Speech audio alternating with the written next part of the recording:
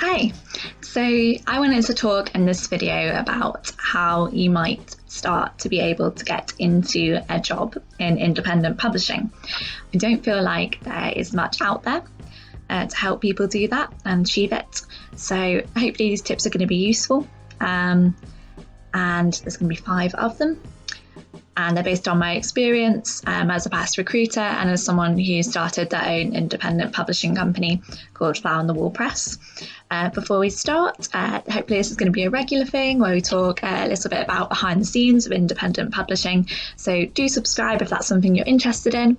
Hopefully it might help you research a little bit into the industry, or it just might be interesting for you to listen to. So let's start with tip number 1.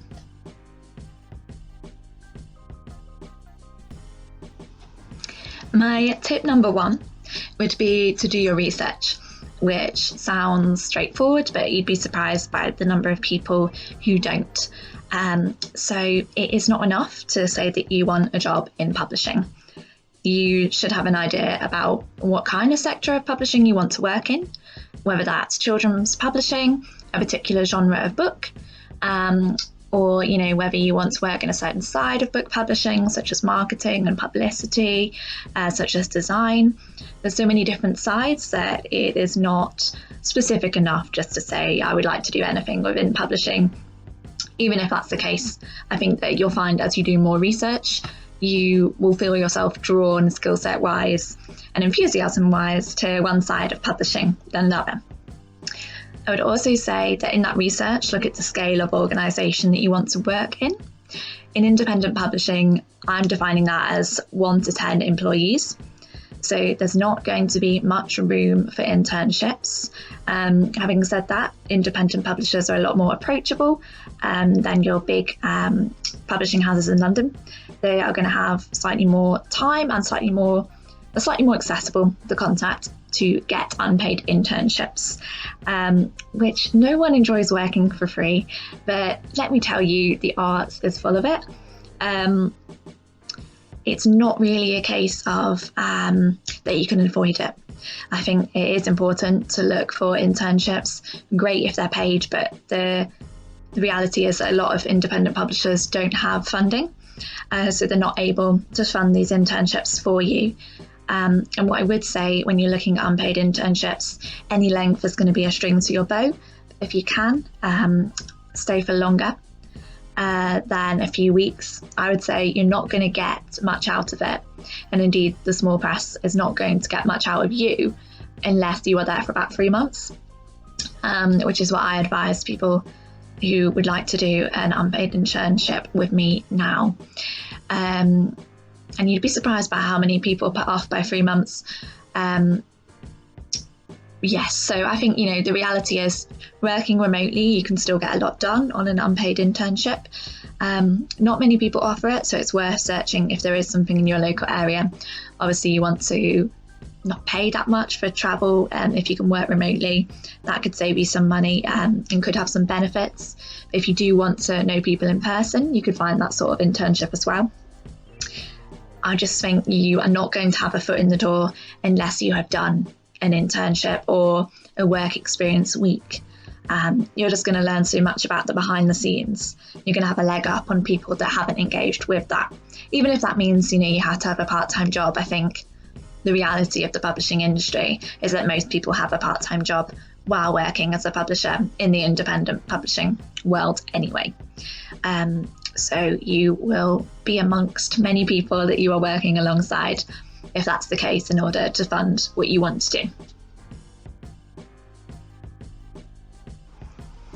So my tip number 2 is that you should aim to develop skills outside of editing and proofreading. So I say this because, and this might not be the case for everyone watching this video, but the people who apply to work for Fly on the Wall and indeed other publishing houses, I think the general perception of the publishing world is that you'll be able to do a lot of editing and proofreading. That's not the case. It's highly unlikely that as an intern or as someone who has been given sort of an entry-level job in publishing, that you will be trusted with such a responsibility. it's great. Obviously, we 100% want you to be good at editing and proofreading work, copy editing. It's great for marketing. That is essential. But there are going to be a lot of English graduates and possibly publishing graduates, theatre graduates like myself, who will list that as one of their skills. So you need to be able to stand out. So developing other skills is essential. And that's because editing and proofreading is not the pinnacle of everything you're doing. That's quite a small percentage of what you'd be doing as a publisher. So I would look at ways that you can present yourself as a creative problem solver. And it can be things that are completely not to do with publishing. Whether you've worked on, like a charity campaign as a public marketing campaign. All these things are useful. You've been engaging, you've been networking. I would rather know about a creative problem solving individual and their skills rather than someone who's excellent at grammar and spelling, because it's just not something that makes that person stand out. While it's essential, I would want more. So that's tip number 2.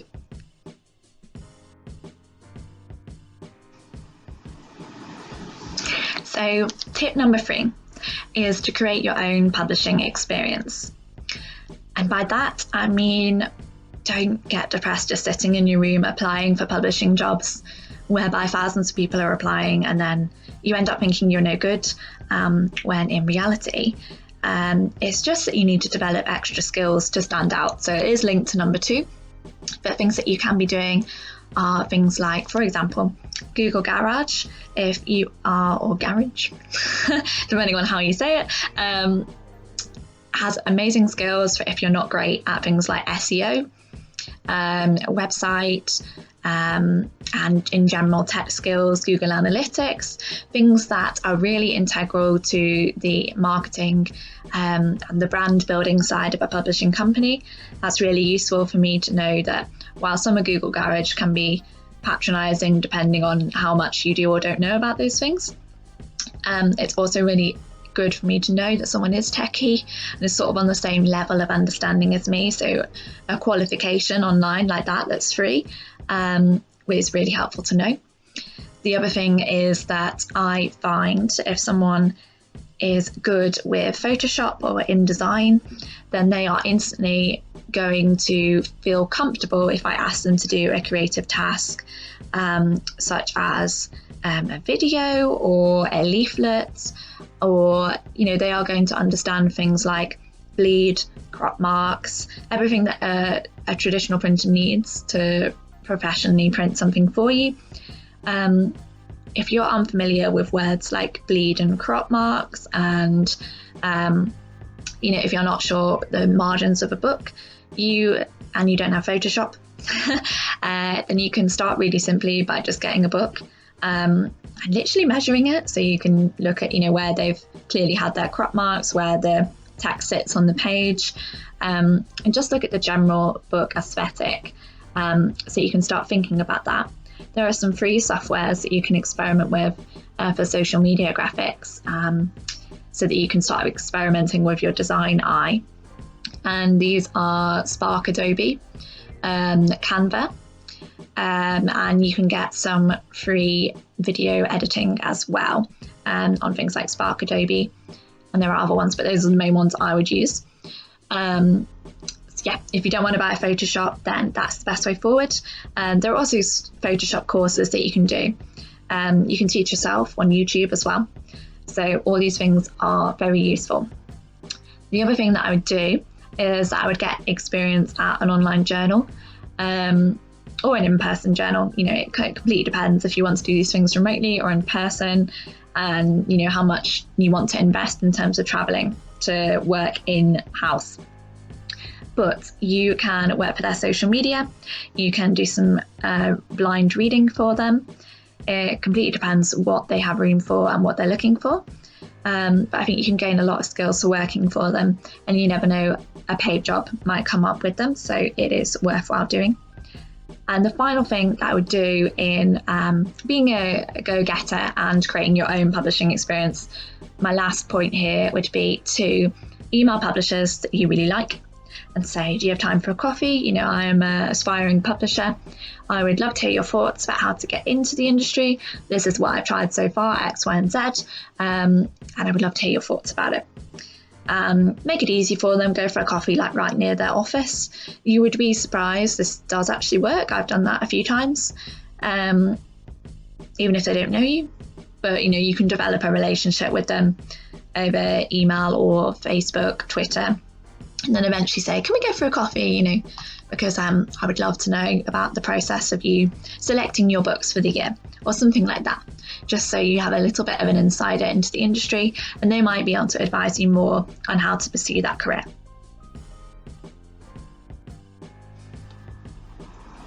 So number 4 is also linked to number 3. And you notice a nice sort of chronological structure, which I didn't even notice I was putting in, so that's nice. Number 4 is to network. So this is scary, to be completely honest with you, especially if you don't want to be pushy, but there are fun ways of doing this. So, for example, attending independent book fairs, panels, book festivals, things which should interest you anyway if you're going into publishing. You'll find a lot of these events free anyway. Talk to the organisers, get their emails, ask them if you can volunteer at the next event, which won't take much of your time. It's usually like a day for panels or a day for a book fair. And I would talk to the publishers and, you know, just say, how can I get involved with you? A lot of them will have things that they can offer you, and especially because you're there in person in front of them, they can judge whether they want to work with you by the way that you present yourself. So that's very useful. You can also, if there's nothing going, develop relationships with them. So whereby you might say, oh, you know, could I have your email because I have my own blog and I would love to interview some publishers. And that way, it's a bit of a reciprocal relationship in that if you then want to ask them some questions about the publishing world, you've also given them a little bit of an exposure on your sort of micro level, which I'm sure they'll appreciate. So that's tip number 4.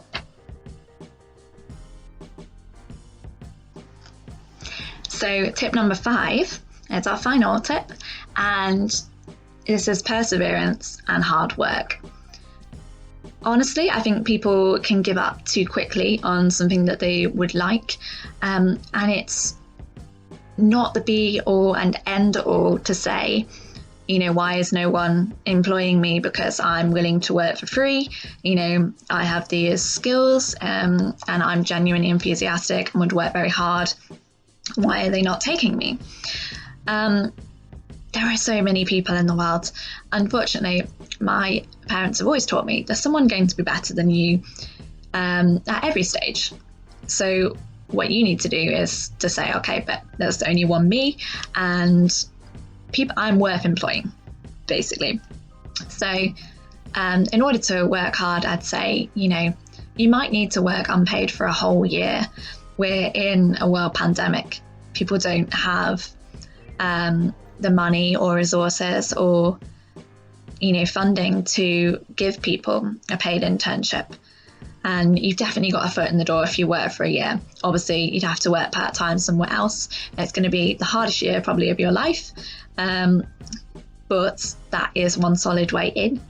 The other way, of course, is to make your own journey, whereby starting your own journal or your own press. I would say that this is kind of the same as the first option of working a year unpaid, because you will be working a year unpaid for yourself anyway, and it could be 2 years.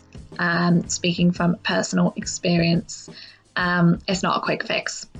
But in either path, you work hard, you persevere, and in 5 years' time, you will have a normal salary working in the publishing industry. Nothing about publishing is ever going to be easy, but hopefully you're so enthusiastic about it that it is worth all the pain, and hopefully parts of it are enjoyable as well. And what you will find is that within the publishing industry, people are so friendly and genuinely do want to help you within their time constraints and their general stress levels. So good luck. I hope those 5 tips have been helpful. Do check out Fly on the Wall Press.